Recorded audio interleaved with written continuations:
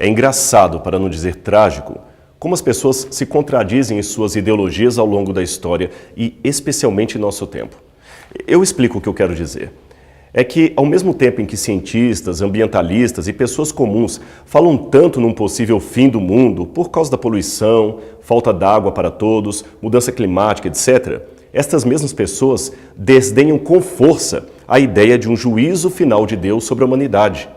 O tema do fim, nesse caso, vira de alerta a anedota.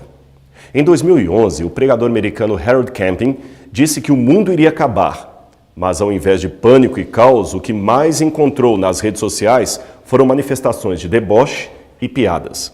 Em que pese o exagero de alguns pregadores apocalípticos, o assunto é sério e ele tem a ver com o juízo de Deus.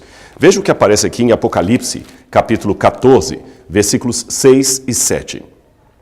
Vi outro anjo voando pelo meio do céu, tendo um evangelho eterno para pregar aos que se assentam sobre a terra, a cada nação, tribo, língua e povo, dizendo em grande voz: temei a Deus e dá-lhe glória, pois é chegada a hora do seu juízo, e adorai aquele que fez o céu e a terra, o mar e as fontes das águas. Hoje eu percebo duas tendências muito perigosas. Crentes que temem tocar no assunto e passarem por ridículos, e pessoas que pensam poder driblar o julgamento de Deus. Isso me lembra uma passagem do livro Dom Quixote de Cervantes. Nessa passagem foi proposto a Sancho Panza, o seu fiel escudeiro, que solucionasse um enigma. Havia num reino uma ponte sobre a qual estava uma forca. Existia ali também uma lei segundo a qual quem pudesse atravessar a ponte só poderia fazê-lo sob juramento, deveria dizer a verdade, deveria dizer aonde ia. Então, aqueles que dissessem a verdade poderiam passar pela ponte, mas quem mentisse seria enforcado. Um dia chegou à ponte um jovem e quando lhe perguntaram aonde ele iria, ele respondeu: vou ser enforcado. Aí criou-se um dilema, pois se o enforcassem, ele teria dito a verdade e não mereceria morrer. Mas se não o enforcassem, aí ele teria mentido e mereceria morrer. Como resolver o impasse? Como resolver a questão?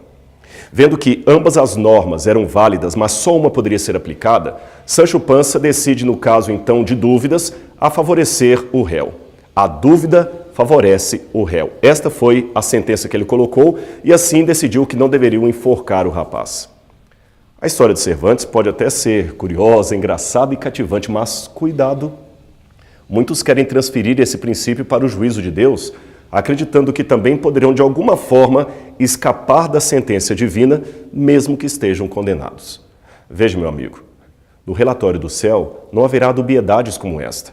A única coisa dessa história de Cervantes que vale para o juízo de Deus é que, como você viu, a verdade tanto salva como condena.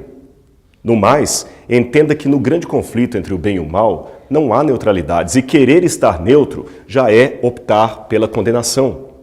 Mas como pode um Deus de amor condenar pessoas? É que Ele ama tanto essas pessoas que Ele respeita a decisão de cada um. Ele não levará para o paraíso pessoas que não querem ir para lá. E qual é o contrário da vida, senão a morte? No final das contas, a decisão não é de Deus, mas nossa. Ele apenas sanciona aquilo que nós mesmos escolhemos. Deuteronômio 30, verso 19 já dizia bem claro: o céu e a terra tomo hoje por testemunhas contra ti, de que te pus diante de ti a vida e a morte, a bênção e a maldição. Escolhe, pois, a vida para que vivas, tu e a tua descendência. Essa é a palavra do Senhor para você.